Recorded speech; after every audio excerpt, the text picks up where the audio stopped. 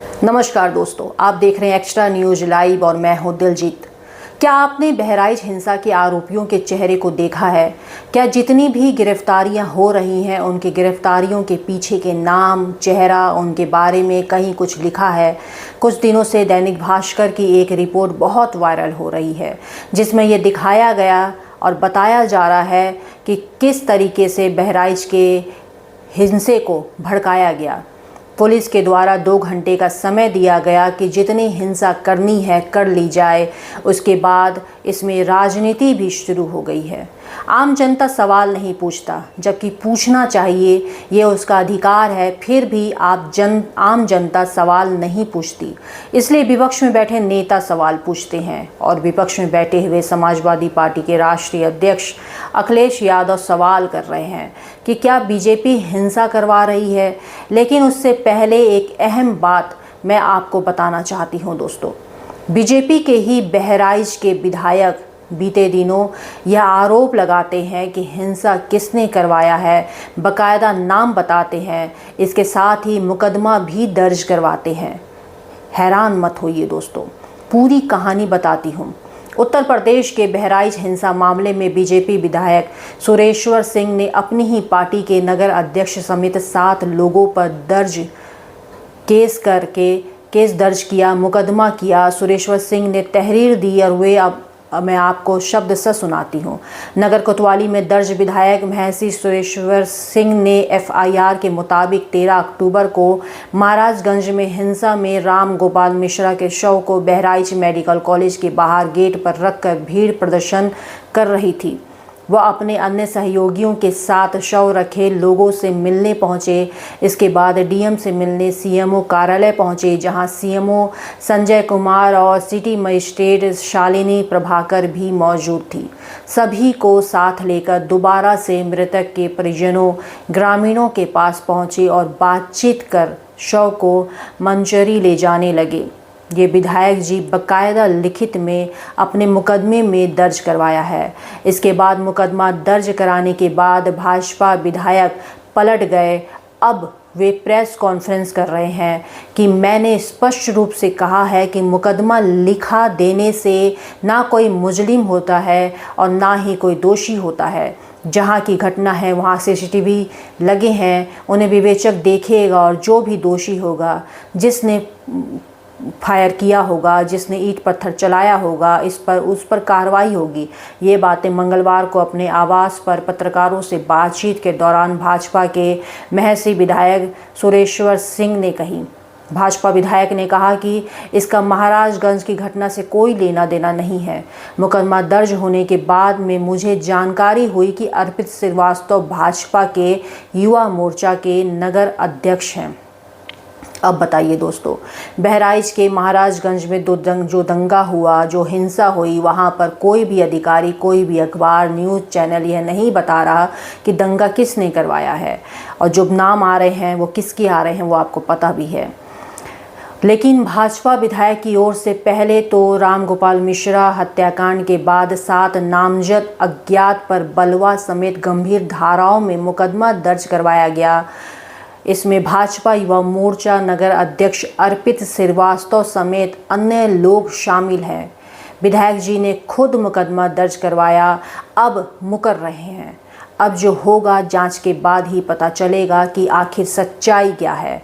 इस पूरे मामले में अखिलेश यादव अपने एक्स हैंडल पर कह रहे हैं कि धिक्कार है ऐसी भाजपाई राजनीति और सत्ता की भाजपाई भूख पर, जो सियासत के लिए देश के भाईचारे के बीच दंगा कराने की साजिश करती है। बहराइच हिंसा के मामले में हर दिन नए खुलासे हो रहे हैं, जिनसे भाजपा मुंह दिखाने लायक नहीं बच रही है। भाजपा के विधायक ही भाजपाइयों पर साजिश करने की एफआईआर करा रहे हैं और दंगाई छुपे कैमरे के सामने सच उगल रहे हैं।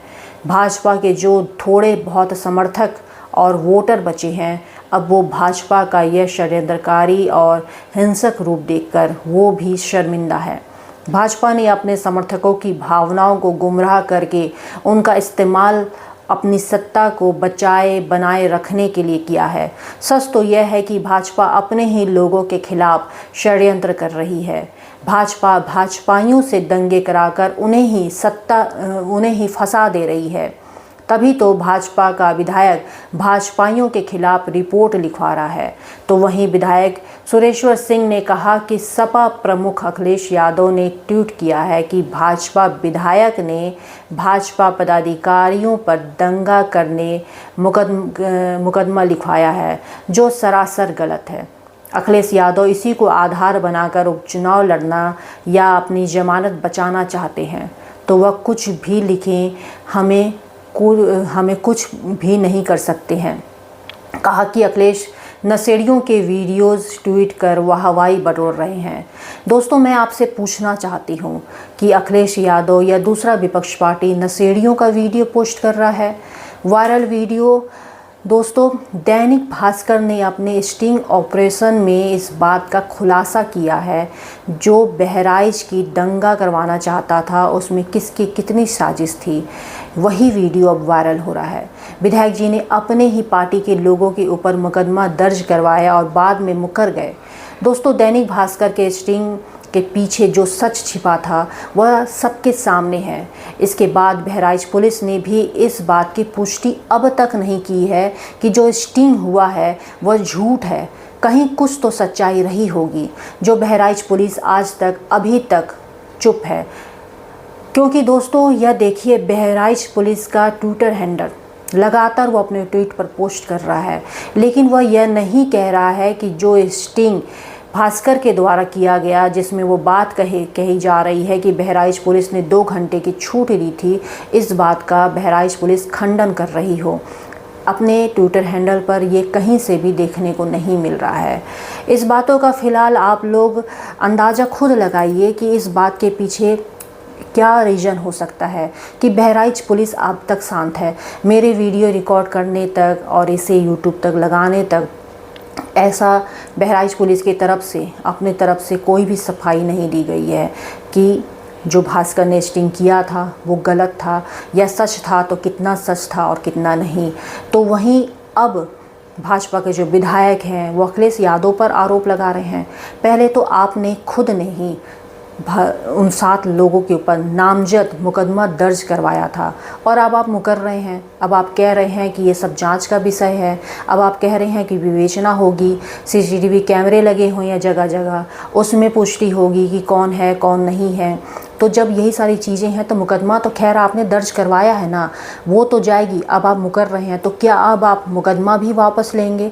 तो कहने की बात यही है कि क्या बहराइच का जो मामला है वो कौन सा मोड़ लेगा, इसका जांच कौन सा मोड़ लेगा?